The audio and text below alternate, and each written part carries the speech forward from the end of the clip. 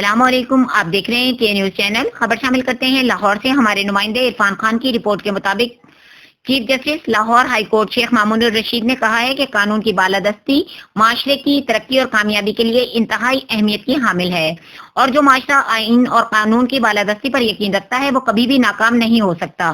انہوں نے کہا کہ معاشرے کے ہر فرد کو بروقت سستے انصاف کی فراہمی کو یقین بنانے کے لیے پوری قوت اور توانائی کا استعمال کیا جا رہا ہے۔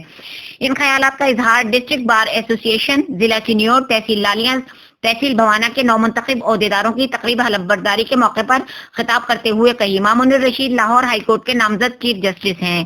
لاہور ہائی کورٹ جسٹس محمد قاسم خان، انسپیکشن جج سینئر جج سردار احمد نعیم اور ڈسٹرکٹ سیشن کورٹ کے ججز ڈویژنل صدر بار شیخ عرفان الحق ایڈوکیٹ و ضلعی افسران کے ہمراہ تحصیل لالیاں میں جوڈیشنل کمپلیکس کی عمارت کا سنگ بنیاد بھی رکھا، پودا بھی لگایا۔ اس موقع پر انہوں نے چنیور پولیس کے چاقو چوبند دستے کو سلامی بھی پیش کی۔ بار ایسوسی ایشن کے نومنتخب عہدیداروں کی حلف برداری کی پروقار تقریب سے خطاب کرتے ہوئے انہوں نے کہا کہ قانون نظام میں وکلا ریڑھ کی ہڈی کی حیثیت رکھتے ہیں۔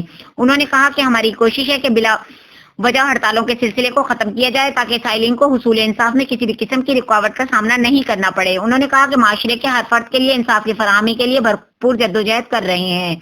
ان کا کہنا ہے کہ ماحولیاتی آلودگی کو ختم کرنے کے لیے درخت زیادہ سے زیادہ لگائیں۔ راولپنڈی میں وکلا کے ہسپتال بھی قائم کیے جائیں گے جہاں وکلا اور ان کی فیملیز کا علاج مفت کیا جائے گا۔ چیف جسٹس نے کہا کہ اب عدالتوں میں بھی کمپیوٹرائز سسٹم لانچ کر دیا گیا ہے جس کے ذریعے آپ اپنے کیس کے متعلق مکمل معلومات گھر بیٹھے حاصل کر سکتے ہیں تاکہ تمام کام آن لائن ہو سکے۔ اس طرح عدالتوں پر بوجھ بھی کم ہوگا۔ انہوں نے اس موقع پر ممبر پنجاب بار کونسل ملک غلام عباس نسوانہ ایڈوکیٹ کا تقریب میں مدعو کرنے پر شکریہ ادا کیا۔ انہوں نے کہا کہ وکلا برادری کے حقوق اور مسائل کو حل کرنے کے لیے تمام تر وسائل کو بروقار لائے جا رہے ہیں۔ معاشرتی نظام مثبت پہلوؤں کو اجاگر کرنا اور زندہ رکھنے میں اہم کردار ادا کریں گے۔ انہوں نے نومنتخب عہدیداروں سے حلف لیا اور انہیں مبارکباد دیتے ہوئے نیک خواہشات کا اظہار بھی کیا۔